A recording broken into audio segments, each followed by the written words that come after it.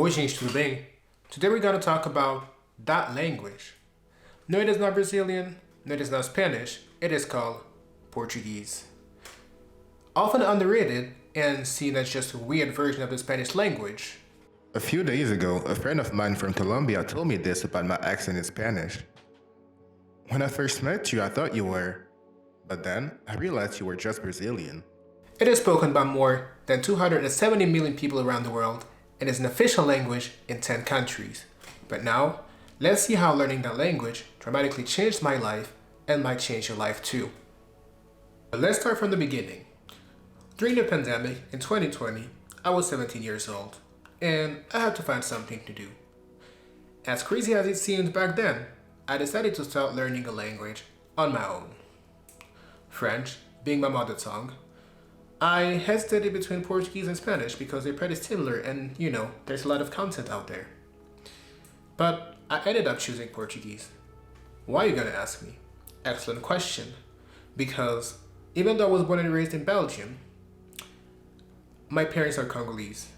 And my mom's family actually traces its roots back to northern Angola, where people speak Kikongo and Portuguese since it was a Portuguese colony until 1975. And you cannot really say that you belong to a country, you can't really claim that if you don't even speak the language nor understand people from there. I mean, you can, but it is much more difficult for you to be accepted and to really understand the culture. Growing up, I was exposed to different languages: French, Lingala, Dutch, English. But obviously, learning a language from people around you has nothing to do with learning languages on your own.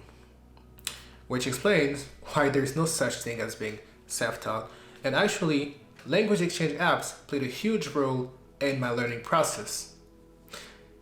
Unfortunately, I don't have pictures, but I even met some people from those apps in real life, and I can tell you that they even became my friends. When you're 17, you're usually broke, so that made me search for as much free content as possible online. I had free grammar websites, and I even used some YouTube channels. And I'm even gonna name them because they're amazing, they helped me so much they don't even know. So there's Langhammer, there is Marcia Macedo, and there is Gabi from the Brazilian. And I even put the links in the description below because they deserve credit. During my journey, I started to like the language a bit more every single day. I was falling in love. Yeah, I fell in love. I can say that it is my first love linguistically speaking.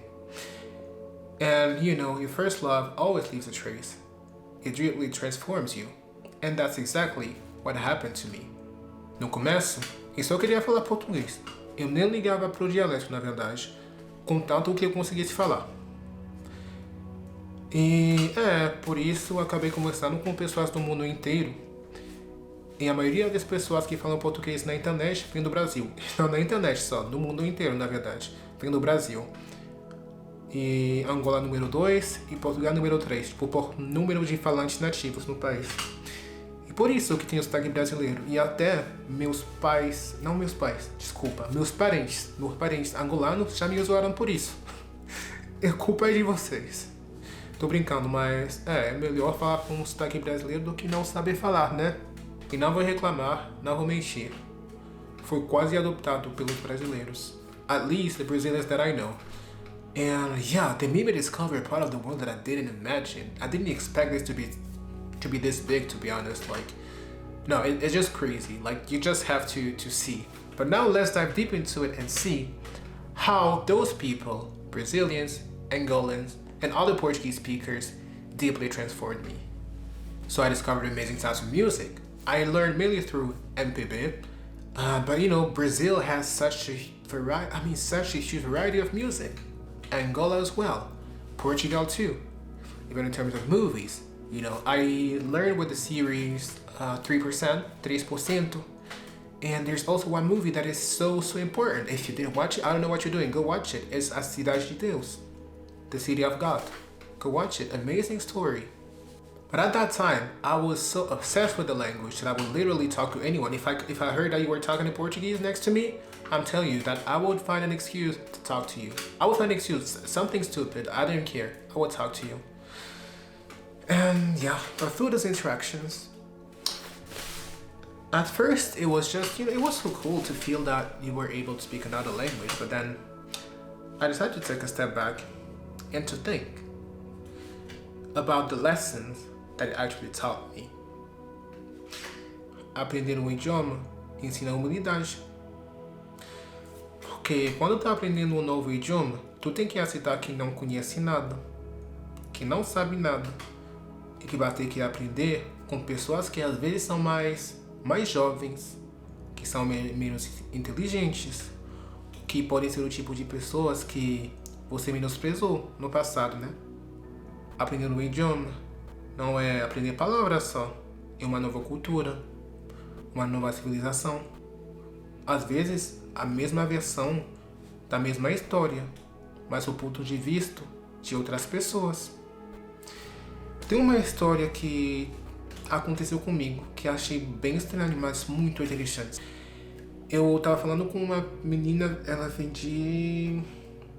do Rio de Janeiro.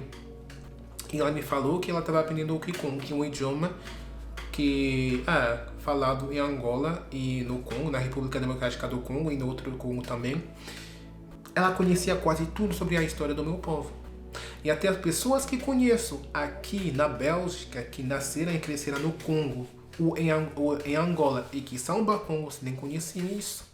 Que loucura! Que loucura! Se eu não falasse português, eu nunca saberia disso. It also drastically improved my self-confidence because learning a language is a project in itself.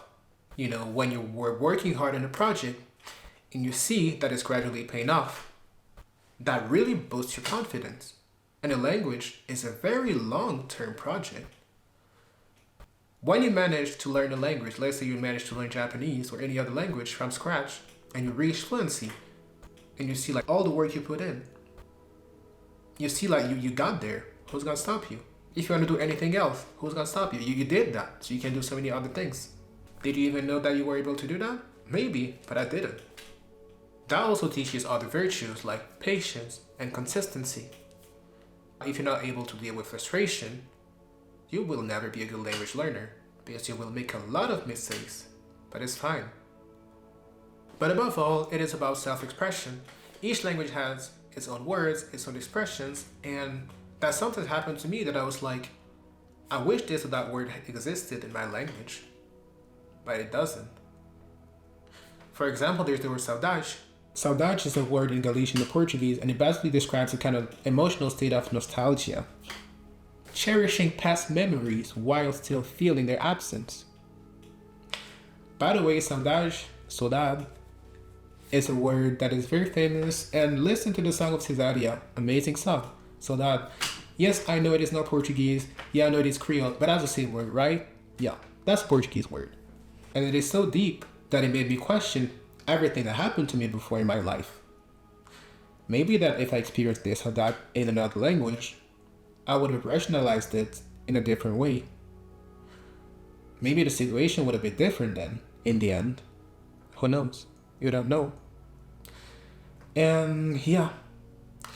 But in order to know that, in order to experience that, you'll have to study, you'll have to make mistakes, you have to talk, you have to laugh.